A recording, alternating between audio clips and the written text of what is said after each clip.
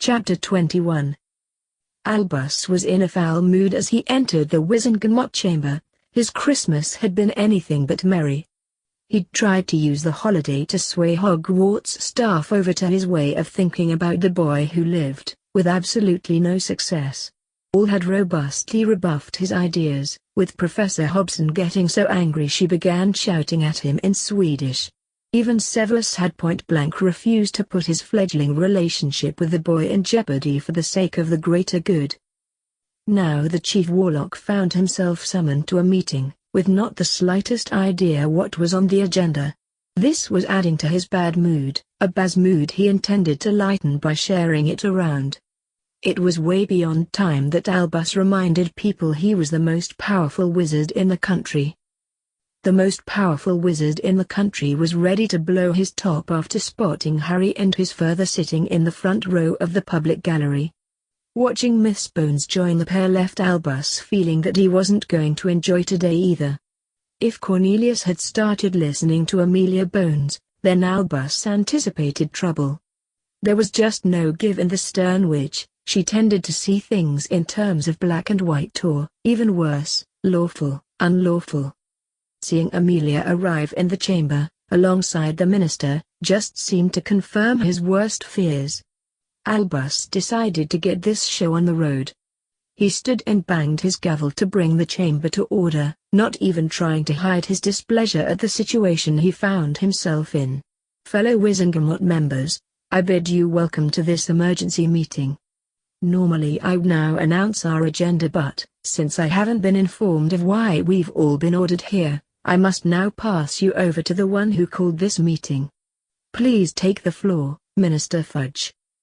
The minister slowly rose, knowing every eye was now on him. Cornelius understood this was his moment to shine, and intended to make the most of it. Fellow Wizengamot members, I would first like to apologize for disturbing your holiday, and for the secrecy that surrounds this meeting today. I can assure everyone of the necessity of both, and I am confident you will agree with me when you discover why we are here. This emergency meeting is all about justice, and that's what I intend to see carried out here today. Uruz, bring in the prisoners. Senior Uruz Shacklebolt and RobSt led both father and son Bartimeus into the chamber, a chamber that had descended into uproar. A cannon blast noise spell from Amelia got everyone's attention. We will have order here, and we will see justice done. This ministry has nothing to hide, and all your questions will be answered before we even consider passing sentence. I think the entire chamber recognizes that one of these prisoners has already been convicted of heinous crimes. I feel no need to rake over that painful ground again here today.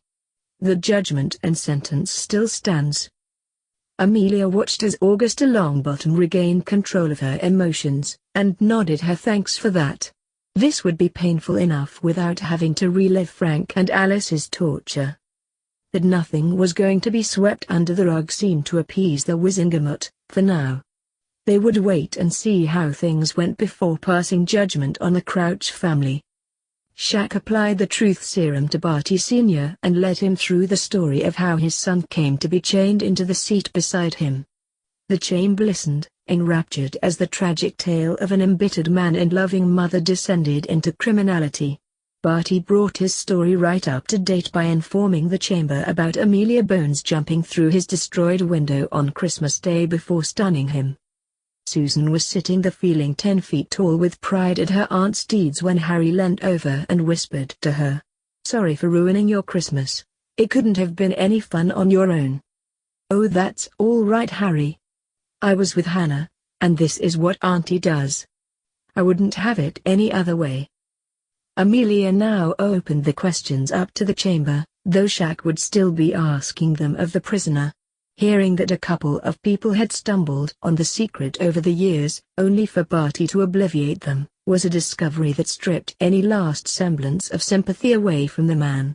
That he'd kept his son under the imperious curse for the last decade meant Barty Sr.'s fate was well and truly sealed. Barty Jr., having been held under an unforgivable curse since stepping out of Azkaban, didn't really have anything to add to the proceedings. As no one really wanted to hear him spout Dark Lord dogma, He was sentenced as an escaped prisoner from Azkaban. Both he and his further were to have a kiss by a Dementor administered before nightfall. This time it was Susan's turn to lean over and whisper to Harry. "I think I would rather be thrown to a dragon than face a Dementor. At least with a dragon, it would be over with quickly." As the father and son were being led away to face their sentence, one of the members asked Amelia a question the head of the D. Emily wasn't sure she wanted to answer. With Barchoke and Harry sitting there though, she was trapped into providing one. "Madam Bones, how did you come by the information that led you to raid the Crouch residence on Christmas Day?" Our friends from the Goblin Nation provided some quite compelling proof of just what was going on in the Crouch residence. Albus was on his feet, knowing that goblins always expected to be paid. "Can I ask just why the goblins were interested in wizarding affairs?" "Actually, that leads us nicely onto the next part of our proceedings. It has come to the Ministry's attention that Barty Crouch was the main force behind a wizard being sent to Azkaban without a trial. We intend to right that wrong here today." Dumbledore needed all his experience not to let his dismay at this development show, knowing at once exactly who the wizard was Amelia referred to. "On a point of order, I must advise that this emergency session doesn't currently have a mandate to." Harry didn't need the spell the director used on the steps of Gringotts, the anger in his voice clearly discernible as it reverberated throughout the chamber. "Point of order? Where was this love of the law when you ordered Hagrid to deny my godfather his rightful possession of me? When you left a baby on a mole doorstep? When you employed Voldemort to teach at Hogwarts?" Harry ignored the shouts and gasps at his use of that name. "Where was this love of the law when you attempted to blackmail my new defense tutor?" Harry then addressed a chamber that was agog at these accusations. "Sirius Black is my godfather. Yet this is the same man that supposedly served both me and my parents up to the Dark Lord? I demand the right to know if this is the truth. Who in here would deny me that right?"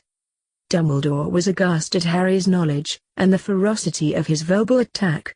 He tried to stall for time. "Harry, this is not something a child needs to hear. Sirius Black is. My name is Centurion Crow, and I am no child, old man. If Sirius Black is found to be guilty, I would have no hesitation in demanding satisfaction and killing him myself. Now, as Chief Warlock, aren't you the one charged with seeing justice done, or, like Headmaster of Hogwarts, is that just another title you hold but have no intention of fulfilling the job requirements?" The minister stood at this point and took over. "I personally invited young Harry and his further here today to see justice done. Regardless of his crimes, Sirius Black should still have been afforded a trial. When purer blood wizards can be thrown in Azkaban, with no hearing nor any right of appeal, it begs the question of who could be next. Cornelius knew he had them now. If this fate could befall one purer blood, what was to stop any of them being the next victim? It was time for the minister to do a bit of grandstanding, especially since he made sure the press would be here. "My ministry were not involved in this injustice. Furthermore, it will never play a part in a witch or wizard being sent to Azkaban without a trial. If that is the kind of minister you want, then you got the wrong wizard when you elected Cornelius Fudge. Whereas, bring in the prisoner. The same rules apply as last time. We will allow questions from the chamber once the truth about that evening has been established." Mad-Eye and Tunks led Sirius into the chamber, ensuring he was secured to the supplied chair before administering the Veritaserum. Albus was desperate to object on any grounds possible, but Alastair Moody's presence robbed him of all the opportunities he could think of. It would be an incredibly stupid person who brought Mad-Eye's honesty into question, especially where supposed dark wizards were concerned. The chamber expected someone who had spent the last decade in Azkaban to be rather the worse for wear. In that sense Sirius didn't disappoint. What did surprise them was the wide smile and manacled wave of greeting in the boy who lived's direction. Sirius proclaiming under truth serum that he was neither the Potter's secret keeper nor a Death Eater fairly got the chamber talking, and the press offering thanks to their sales that they were present here today. The entire chamber sat enthralled as Sirius was led through his story of how he became uneasy that Halloween evening, and that unease turning to panic as he couldn't find Peter. Panic becoming horror as he arrived in Godric's Hollow to discover the closest thing to family he had in the entire world murdered. His world shifting out of kilter when Hagrid refused to hand his godson over, and his need for revenge on the betrayer, eventually leading to him being illegally incarcerated in Azkaban. The chamber had listened earlier as tragedy saw a wizard, trapped by circumstances, continually break the very laws he once so passionately championed. Now circumstances appeared to have colluded to see this innocent wizard lose a decade of his life. No one knew quite what to say. Harry though had a question he would like to hear Sirius publicly answer. "Minister, would it be possible to ask my godfather just who cast the Fidelius charm on my parents' home?" Cornelius was not the only person who wondered why Harry was asking that particular question. He was the one who voiced his puzzlement though. "Simple, Minister. Our research shows that this charm is extremely complicated to cast, and requires a lot of power from the caster. I doubt if there are many in this chamber who could successfully perform the charm." This appeared to upset a toad-faced woman who let her displeasure be known. "I would like to know what you're implying by that remark. I would also like to know why this chamber is allowing goblins to interfere in the affairs of wizards, something I'm sure was against wizarding law the last time I looked." Harry took umbrage at this witch's attitude. "You clearly don't know anything about goblins, madam. We never imply, rather ask questions and investigate until we get to the truth." On the Halloween evening of 1981, despite being protected by a Fidelius charm, my parents were murdered. My godfather was soon placed in Azkaban while my godmother now resides in Ward 49 of St. Mungo's. I ended up being abandoned on a mole doorstep by Albus Dumbledore. Cornelius was watching this and thinking how right Amelia was. The boy obviously considered Albus poison, and the minister would have to be careful not to become tainted by association with the Hogwarts headmaster. Now you may think that's a lot of hard luck for one person to have, but here's where we hit a problem. My godfather was in Godric's Hollow that night yet clearly denied his rights, by Dumbledore's orders. My godmother was one of the most respected rulers the ministry had at the time, yet again her rights were ignored. Both my godmother and godfather were available to me on that evening, yet Albus Dumbledore took it upon himself to decide what was going to happen to me, and you all stood back and let him. This was met with utter silence as Harry held them all accountable for what had befallen their savior. He then turned his attention back on the witch who'd asked him the question in the first place.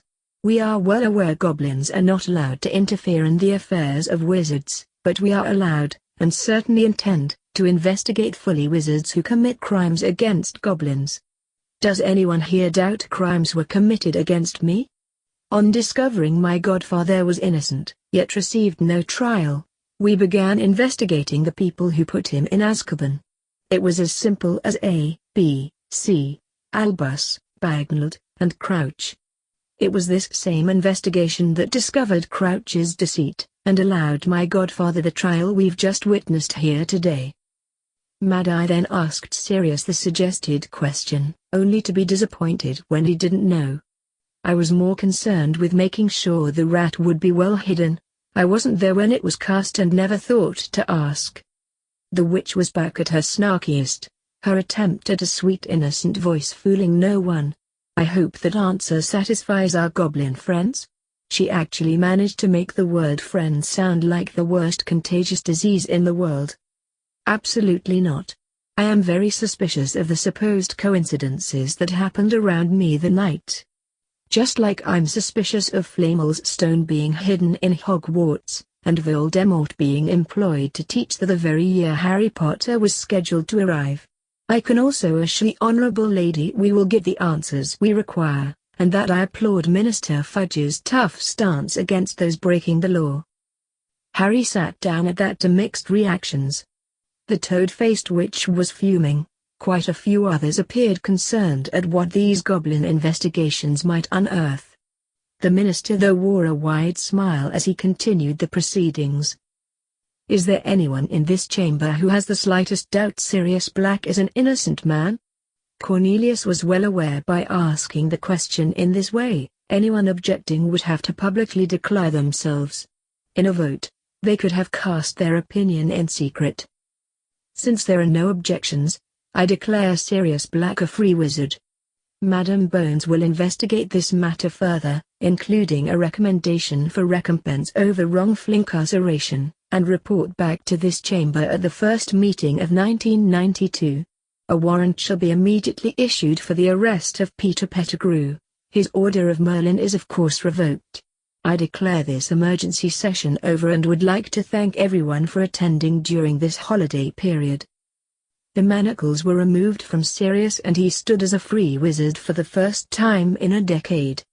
He looked toward his godson, who quickly got the nod from his father.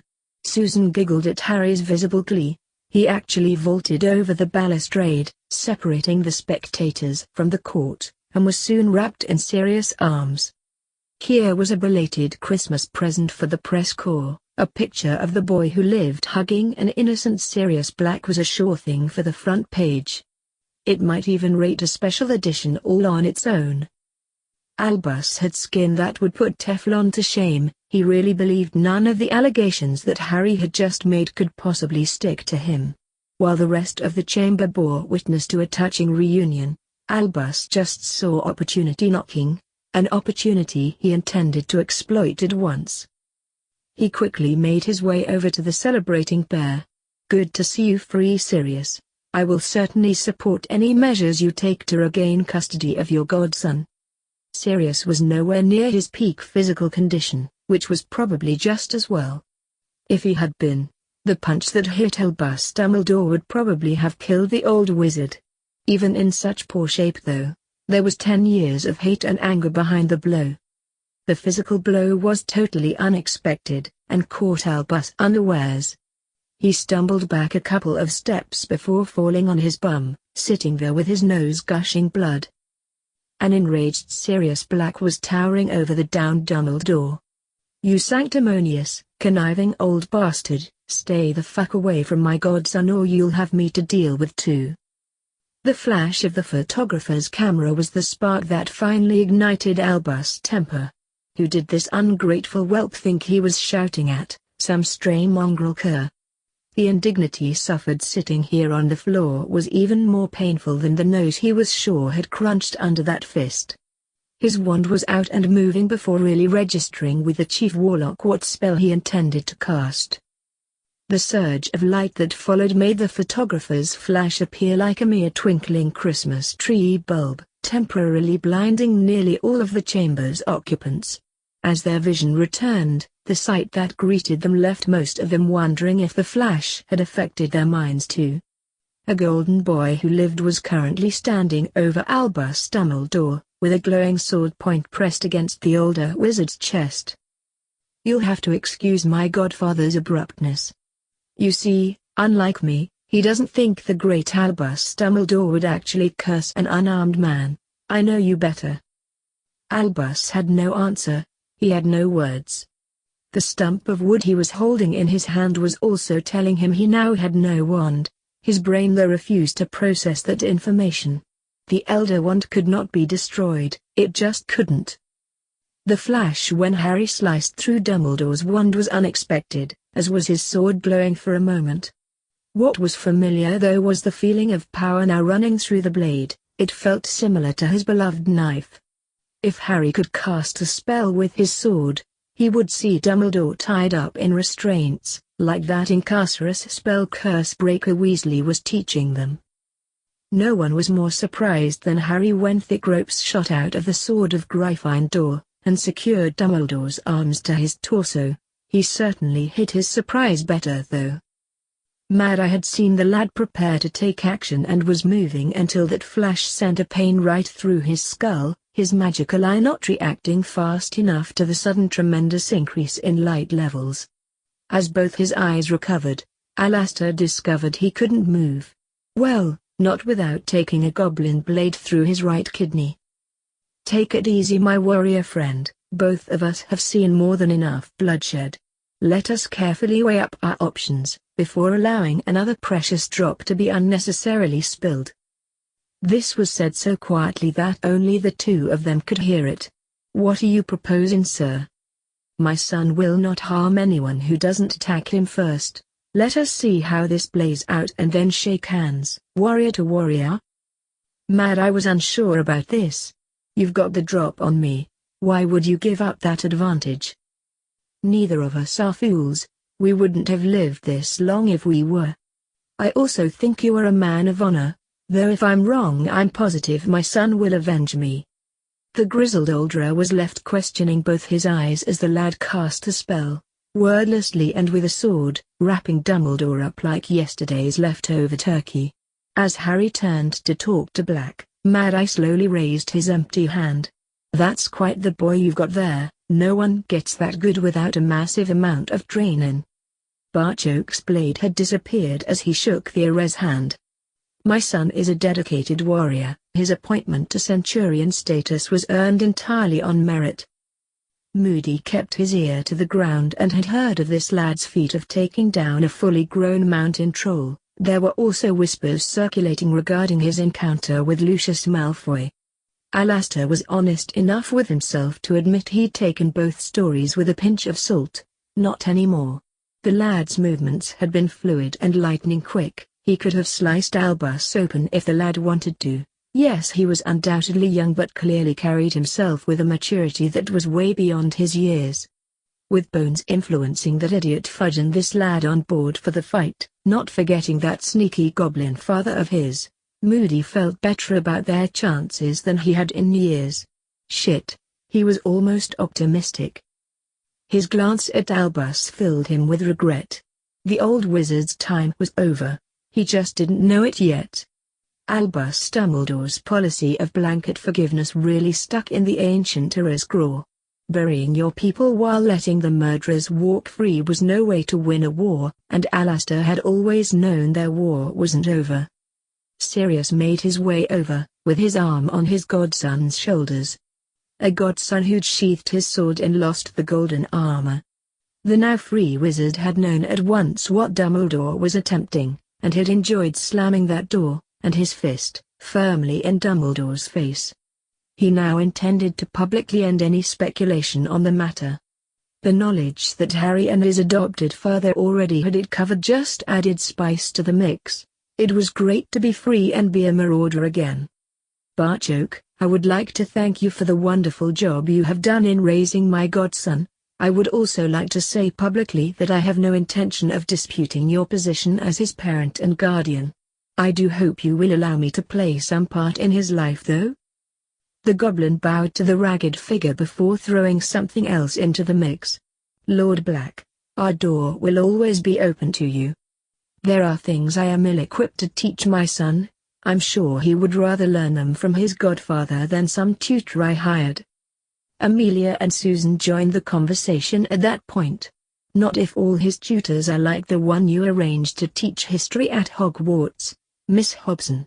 I understand the young professor has made quite the impact since arriving at the castle?" "Harry, I was really impressed by your armor. I've never seen anything like that before." Susan spoke before realizing what she was saying. "I now see what you mean about your tunic adapting." The red-faced young witch was then left to explain her comments to a group of smirking adults. "Harry showed us his armor in Miss Hobson's class. He had to loosen his shirt or it would have been ruined." This was like manna from heaven for Sirius. Discovering that his godson's life wasn't all training fairly put the twinkle back in his eye, as did noticing how this young witch was eyeing up his godson. "Let me see if I've got this right. You got your shirt off in front of a hot young teacher and all the girls in your class? Your dad would be so proud of you, while your mum would probably give you a clip round your ear." "Sorry to disappoint you, Sirius, but I kept my shirt on. I did offer to duel while in full armor but the bell beat us. I have improved my speed since then." It was Amelia who came back for more. "I was wondering if that armor was commercially available? It makes a dragon hide vest appear pretty lame in comparison." Harry was well used to dealing with inquiries like this from his friends. He understood there was no insult intended, although Madam Bones had practically stumbled into one. Centurion armor is exactly that, ma'am, armor for centurions. It can never be bought or handed on to someone else, but must always be earned. For someone not of centurion rank to wear this armor would be an instant death penalty, much like you have set penalties for witches and wizards who use unforgivables. I understand your interest, Madam Bones, but centurion armor is sacred to a nation. My son is quite correct, Madam Bones, though slightly modest. I don't believe the ministry has similar positions to that of a centurion. It's almost like a cross between a warrior and an ambassador. In any war, you will always find centurions at the front of our nation's warriors. In times of peace, leading by example and promoting goblin values is one of their main roles in life. Sirius still had his arm on Harry's shoulders and could feel his godson stand that little bit straighter at his father's words of praise. Well, I have to say this is bad planning on your part, Harry. If you'd gotten me out a couple of days sooner, there would have been an extra Christmas present for you yesterday. Barchoke could see the twinkle in this wizard's eye and thought this was the kind of person his son needed to be around more. Harry needed to learn to relax a little. Since he's spending Christmas with two girls, Sirius, I don't think he would have missed a present from his godfather too much. Speaking of those girls, I'd better get him back there. Hermione and Padma are sure to be waiting, dying to know every detail. He chuckled to himself, watching Harry now squirm under his godfather's gentle teasing. Sirius, with Harry spending the holiday at the Grangers, you are more than welcome to stay with me. I would also prefer if our healers could have a look at you. If nothing else, they have excellent nutrient potions you could certainly benefit from. Sirius readily agreed to that suggestion. Anything would be preferable to Grimmauld Place. He didn't know it was possible to feel elated and exhausted at the same time. Today had already taken a lot out of him. As the trio were making their way out the chamber, an idea hit Harry. Sirius, how would you like to give your godson the best present ever? This intrigued both adults until Harry very quietly explained what he wanted. Sirius' loud roar of laughter was the first to pass his lips in over a decade. Dumbledore sat and watched as the goblin effortlessly accomplished what he could not. Black left in their company, clearly more than happy to go along with them. Calling Sirius Lord Black would also halt any other attempts to remove Harry from Gringotts. A purer blood lord in their corner just legitimized Barchoke's claim on the boy. He'd been released while a healer had repaired his nose and cleaned away the blood.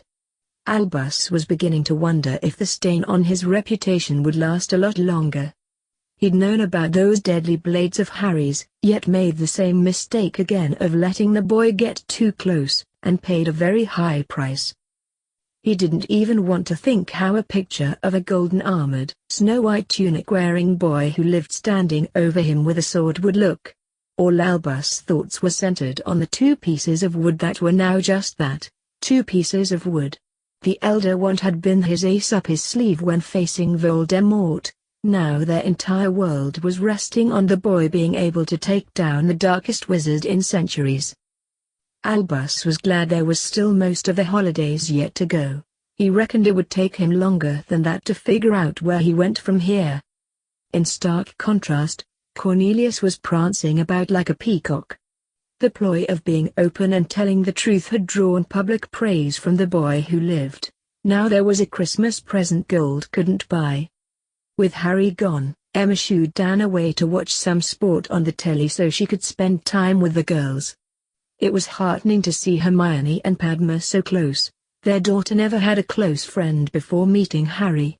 They both obviously missed him, but Emma was beginning to understand the dynamic in the group, especially as Padma told a few tales from Hogwarts.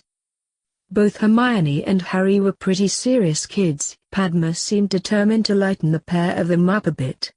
Hermione had been teased before, of course, but not like this. There was nothing malicious about Padma's teasing. It was more gentle bubs in an attempt to get her friends to blush. Hearing that Hermione was now teasing back was practically a relief for Emma. Her spending the night with Harry jibed her laughing out loud. Padma's story of how some of the witches had turned their attention onto Neville, and how they dealt with it, had Emma laughing once more. It did raise some concerns with the mother though. I just don't understand what all the rush is to find a boyfriend.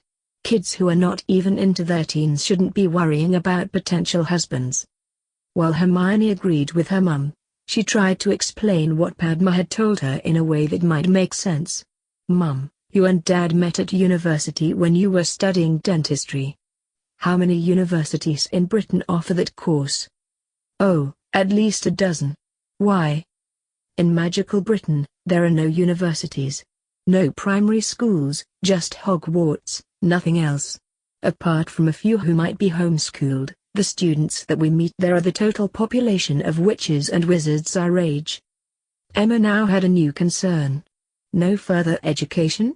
Where do the doctors, lawyers and the hundreds of other people you need come from? When you decide on a career, it's almost like an apprenticeship program. You learn the basics for OWLs, then you have NEWTs to qualify for whatever career apprenticeship you want. St. Mungo's trains its own healers, the Ministry of Magic has a wide variety of jobs and there's always private firms too. Even Gringotts employs and trains a few witches and wizards. Emma was starting to get some idea of just how rare it was to have a witch in the family. She now understood that Hermione's year group had been conceived and born during a war the Grangers were thankfully unaware of at the time, thus resulting in their smaller than usual number of students. That there was only one magical school for the entire country was mind-blowing. One hospital, one government building, one center of commerce and only one magical village. With families living practically in isolation, was it any wonder they went a tad mental when they all got together at school? It still sounded a bit like a cattle market to the mother, but she was learning from her daughter not to voice those thoughts. What do you think of this, Padma? She took a moment to ponder before answering her friend's mother. I think being friends with Harry has had a big influence on all of us. We know he has a big decision to make before he turns 17. I know the way he's handling it has certainly had an effect on me. Harry's determined to see what different cultures have to offer before even considering making a decision. That's not something I had thought possible before. There's an entire world out there I know nothing about, and I'm in Ravenclaw because I love to learn. Maybe in a few years I'll start worrying about finding a potential husband, before my father finds one for me, but I intend to enjoy myself with my friends until then. Would your father really do that? Emma realized it was a stupid question straight after she asked it. Her father had already tried to arrange a marriage for both twins to Harry. If there isn't a wizard my father approves of at least dating me by the time I'm 17, then he will take the matter out of my hands. That's assuming he hasn't already offered me to someone else? That this was totally alien to the Grangers went without saying. Hermione had already stated though that she had no intention of losing her friendship with Padma over the matter. Mum, I've noticed in the magical world that couples seem to marry younger than non-magicals probably would. Harry's parents married right after graduating Hogwarts, so did Neville's. My father was almost 30 when his parents arranged a marriage contract with my mother's family. She was 17. Padma's casual acceptance of the situation was something both Granger girls were really struggling to deal with. Harry's arrival soon had the girls racing to meet him, desperate to find out how the trial had gone. His detailed and lengthy explanation had the rest of them waiting on tomorrow's prophet being delivered. Amelia was sitting with her niece, enjoying a lazy breakfast and smirking at the prophet. The theme their two front-page pictures appeared to have in common, apart from Harry being in them, was that both would have been considered unbelievable less than 24 hours before. It was hard to decide whether the boy who lived hugging Sirius Black was more shocking than a golden Harry holding his sword on a bleeding Albus Dumbledore. The newspaper then went to great lengths to explain the history behind each picture, accurately and honestly reporting exactly what had been said in the courtroom. Amelia wondered if this new standard of journalism was as a result of a goblin complaints about their catastrophe in the cemetery story, or simply that yesterday's events didn't require any sensationalizing. The actual facts of the matter were easily sensational enough on their own. Amelia was about to discover that, as far as her niece was concerned, the answer was neither. The white owl that flew to Susan was easily considered more sensational news by the young witch than anything the prophet had to say. "That's Harry's owl, Irgit." Her hands were trembling as Susan removed the note from the gorgeous owl's leg. Her eyes nearly popped out her head and she was almost hyperventilating as Susan explained the note. "Harry was sorry I didn't get to spend Christmas Day with my family. He blamed himself for you having to work. Harry's offering to make it up to me with a mall shopping trip, with Hermione, her mum, the Patil twins, and Hannah's invited too. Can I go?" Just looking at how excited her niece was over this opportunity meant there was no way Amelia could say no. Susan squealed before diving for the flue, only to come rushing back to speak to the owl. "I'm just going to check if my friend can come too. I'll be back in a minute and then could you take my answer back to Harry?" Amelia smiled as her niece shot back out the room to contact Hannah. Mrs. Granger was certainly going to have her hands full, taking 5 young witches shopping. The borough may have been full to capacity but it was unusually quiet. That was a situation that could never last for long. The Daily Prophet was laid flat on the table as the entire family crowded around, all trying to read it at the same time. In the hubbub created by 9 Weasleys all then attempting to get their opinion across at the same time, no one noticed the rat slipping out of Ron's pocket. The Prophet was also being devoured, along with breakfast, at the Granger household. Both activities were disrupted by the arrival of a Gringotts owl. The majestic bird flew straight to Harry. His reaction on reading the note was even more extreme than the young witch who received a letter from him. Harry was on his feet, jumping up and down while punching the air in loud celebration. Not even Hermione had seen him this demonstrative before. "Good news, Harry?" "The best, Hermione, simply the best." Harry had to take a couple of deep breaths to calm down slightly before he could give his best friend a proper answer. "Remember I told you Sirius inherited a house from his family, and wanted us to spend some time there? His family were rather dark so my father offered Gringotts services to sweep the house for any dark items. I can't quite believe it but they found another item tainted like the diadem. That taint has also been dealt with." "That's good, but I don't remember you being this excited when we found Ravenclaw's diadem." "Oh, that's not why I'm so happy.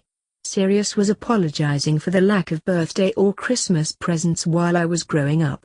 I gave him a suggestion of how to make up for it. He's giving me the best present I could wish for." Everyone now wanted to know just what that present was. Harry didn't keep them waiting. "My godfather can do something for me my father can't." Lord Black can officially refuse all the betrothal contracts on his godson's behalf. Sirius is going to wait until after the holidays to send out the letters, just in case Padma's father decides she should then have to go home. This news was met with 4 blank faces, leaving Harry to wonder if he'd done something wrong. Is that okay?" Padma and Hermione sprang out their chairs and were soon cuddling a relieved Harry, leaving Dan to chuckle. "I think that means it's okay, Harry." I'm glad you enjoyed that video/gameplay. Just remember to hit that like button, subscribe to the channel, and leave a comment down below. Until next time, goodbye!